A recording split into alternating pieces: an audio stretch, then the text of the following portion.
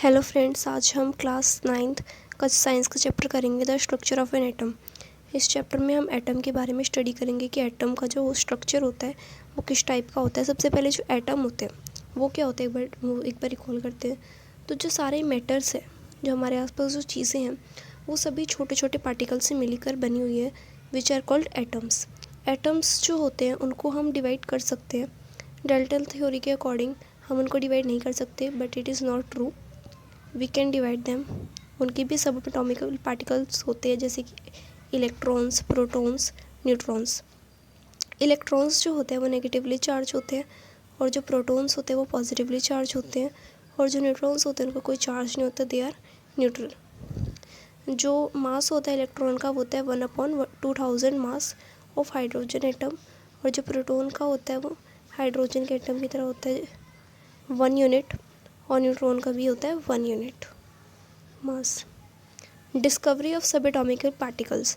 तो जो डिस्कवरी हुई सब एटॉमिक पार्टिकल्स की वो कैसे हुई, तो जे थॉमसन 1900 में उन्होंने डिस्कवरी की थी इलेक्ट्रॉन्स की नेगेटिवली चार्ज पार्टिकल्स के एटम के अंदर, कि एटम के अंदर कुछ नेगेटिवली चार्ज पार्टिकल्स भी होते हैं जिनको हम इलेक्ट्रॉन्स कहते हैं। गोल्डस्टीन ने डिस्कवरी की थी फिर 1886 में प्रोटॉन्स की पॉजिटिवली चार्ज पार्टिकल्स, और 1932 में डिस्कवरी हुई थी न्यूट्रॉन की, जिनका कोई चार्ज नहीं होता। तो ऐसे डिस्कवरी हुई थी सब एटॉमिक पार्टिकल्स की। उससे पहले सभी मानते थे कि जो एटम्स होते हैं उनको हम डिवाइड नहीं कर सकते, पर डिस्कवरी के बाद प्रूव हुआ कि एटम्स की भी सब एटॉमिक पार्टिकल्स होते हैं। Structure of an atom. Atom का स्ट्रक्चर कैसा होता है, तो Thompson model of an atom के अकॉर्डिंग, जे थॉमसन के अकॉर्डिंग जो एटम का जो मॉडल होता है उन्होंने वो दिया था। जैसे उसके अकॉर्डिंग जो एटम है वो क्रिसमस पुडिंग की तरह होता है। जैसे कि जो क्रिसमस पुडिंग हमने यहाँ पर ऐसे दिए हुए हैं उसकी तरह होता है।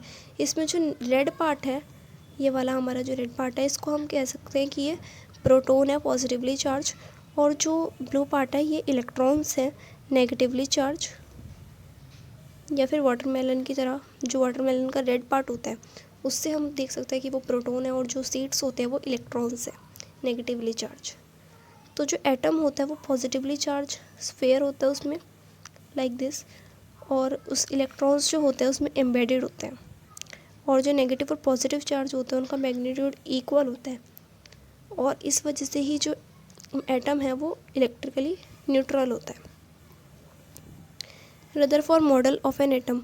रदरफोर्ड ने अल्फा पार्टिकल की स्कैटरिंग एक्सपेरिमेंट की थी, जिससे उन्होंने क्या करा था, यहाँ पर उन्होंने गोल्ड फॉइल लिया था, और जो अल्फा पार्टिकल्स होते हैं उनको यहाँ से पास किया था थिन गोल्ड फॉइल में से। तो उन्होंने जब ऑब्जर्वेशन की है तो उन्होंने क्या ऑब्जर्व किया कि जो most of the alpha particles उन्होंने ऐसे करे थे वो पास कर गोल्ड फॉइल से आगे चले गए स्ट्रेट, और जो कुछ अल्फा पार्टिकल्स थे वो स्मॉल एंगल पे डिफ्लेक्टेड हो गए, और जो कुछ अल्फा पार्टिकल्स थे बहुत कम, वो पूरी तरीके से रीबाउंड होकर इस तरीके से बिग एंगल पर वो वापस आए। तो इन सारी चीज़ों का मतलब क्या था वो हम देखते हैं। कंक्लूजन जो निकलता है वो ये निकलता है कि जो पूरे स्ट्रेट चले गए वो क्या हमें बताते हैं कि एटम के अंदर एम्प्टी स्पेस प्रेजेंट है, इस वजह से वो गोल्ड फॉइल से पास स्ट्रेट होकर जा पाए, और कुछ जो है वो स्मॉल एंगल्स पर ऐसे वापस आए। इसका मतलब क्या है कि न्यूक्लियस के अंदर कुछ पॉजिटिव चार्ज है, और जो पूरी तरीके से रिबाउंड होकर वापस है, इसका मतलब वहाँ पे न्यूक्लियस प्रेजेंट है जो कि एटम से बहुत ज़्यादा छोटी है। तो उन्होंने ये सारी चीज़ें बताई थी कि Rutherford model of an atom से हमें पता चला है कि पॉजिटिवली चार्ज न्यूक्लियस होती है सेंटर में, और मोस्ट ऑफ द मास जो होता है एटम का वो न्यूक्लियस में ही प्रेजेंट होता है। इलेक्ट्रॉन्स जो होते हैं वो न्यूक्लियस के अराउंड रिवॉल्व करते हैं इन डिफरेंट ऑर्बिट्स, और जो साइज़ होता है न्यूक्लियस का वो कंपेयर टू छोटा होता है साइज़ ऑफ एटम से। और जो डिफेक्ट इसके अंदर हमने देखा कि अगर कोई सर्कुलर, जैसे उन्होंने बताया कि इलेक्ट्रॉन्स जो होते हैं वो न्यूक्लियस के अराउंड रिवॉल्व करते हैं, तो अगर ऐसा होता तो जो एक्सेलरेशन होती है, ड्यूरिंग एक्सेलरेशन जो चार्ज पार्टिकल थे वो एनर्जी रेडिएट करते, और जो इलेक्ट्रॉन जो है वो अपनी एनर्जी लूज़ करते और फिर न्यूक्लियस के अंदर गिर जाते, और फिर जो होता है एटम बिल्कुल अनस्टेबल हो जाता। पर ऐसा नहीं है, एटम स्टेबल है। तो ये उनका डिफेक्ट निकलता है या फिर लिमिटेशन निकलती है रदरफोर्ड मॉडल की। तो Bohr model of an atom, उन्होंने क्या बताया था Bohr, according to Bohr model कि जो एटम होता है उसके अंदर पॉजिटिवली चार्ज न्यूक्लियस होती है सेंटर में, और मोस्ट ऑफ द मास जो होता है वो एटम का न्यूक्लियस में ही होता है। इलेक्ट्रॉन्स जो होते हैं रिवॉल्व करते हैं न्यूक्लियस में, स्पेशल ऑर्बिट्स में, डिस्क्रीट ऑर्बिट्स हम उन्हें कहते हैं, और वो उनका हम रिप्रेजेंट करते हैं लेटर से KLMN या फिर नंबर से 1 2 3 4। और जब वो रिवॉल्व करते हैं डिस्क्रीट ऑर्बिट्स में लाइक दिस, तब वो एनर्जी रेडिएट नहीं करते। और जो डिस्ट्रीब्यूशन ऑफ इलेक्ट्रॉन्स है डिफरेंट शेल में वो इस तरीके से है, जैसे कि K शेल, उसका जो नंबर होता है 2n², ऐसे चलेगा। जैसे कि जो हमारा फर्स्ट शेल है उसके अंदर कैसे होगा, 2 इलेक्ट्रॉन्स होंगे, और जो सेकंड शेल है 8 इलेक्ट्रॉन्स होंगे, थर्ड शेल में 18 एंड फोर्थ शेल में 32। तो जो मैक्सिमम नंबर्स ऑफ इलेक्ट्रॉन्स होते हैं वो 8 होते हैं आउटर मोस्ट सेल में, और इनर शेल जो होती है उसमें भी इलेक्ट्रॉन्स होते हैं, और बाहर की सेल में भी इलेक्ट्रॉन्स होते हैं। और जो कंपोजिशन होता है 18 एलिमेंट्स का यहाँ पे सिंबल नेम दिया हुआ है, ये बहुत ज़्यादा इंपॉर्टेंट टेबल है, वैलेंसी सारी चीज़ें इसमें गिवन है।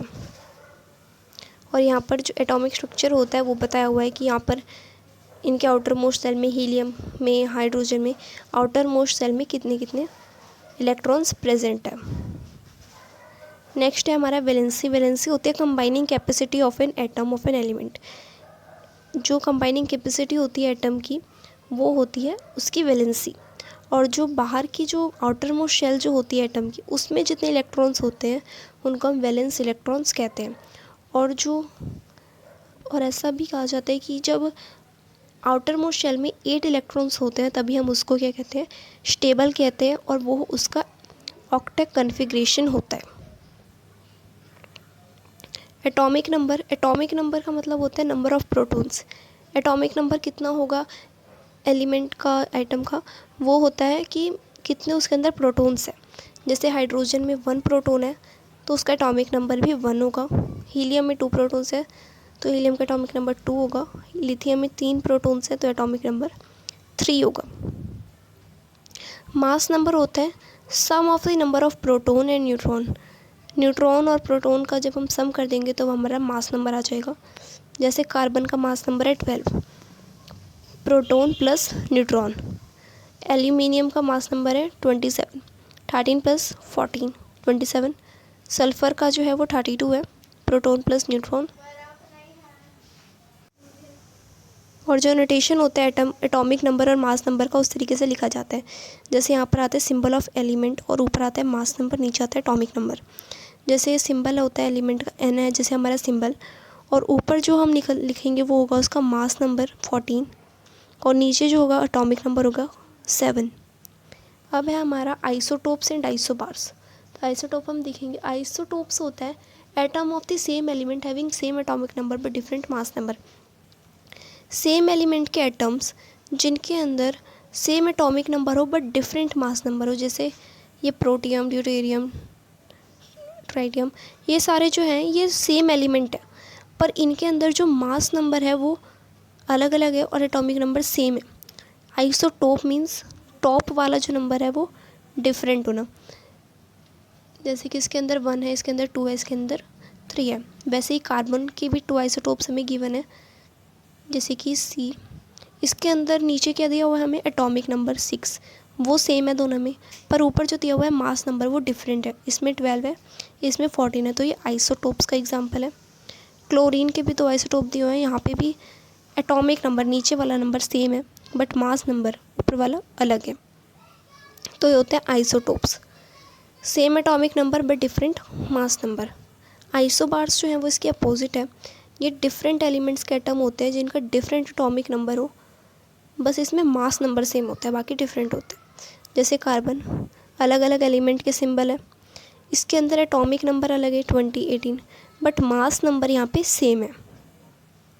वैसे ही आयरन और निकल का यहाँ पे दिया हुआ है, यहाँ पर जो एटॉमिक नंबर है वो क्या है, डिफरेंट है। 26 दिया हुआ है, इसमें 27 दिया हुआ है। एलिमेंट के सिंबल भी अलग है बट मास नंबर जो है इन दोनों में सेम है। तो इसमें एक ही सिमिलैरिटी होती है कि इसमें मास नंबर सेम होता है। ओके, यहाँ पर हमारा जो चैप्टर है वो कंप्लीट होता है। If you find any doubt in this chapter you can tell me in comment section. Thank you.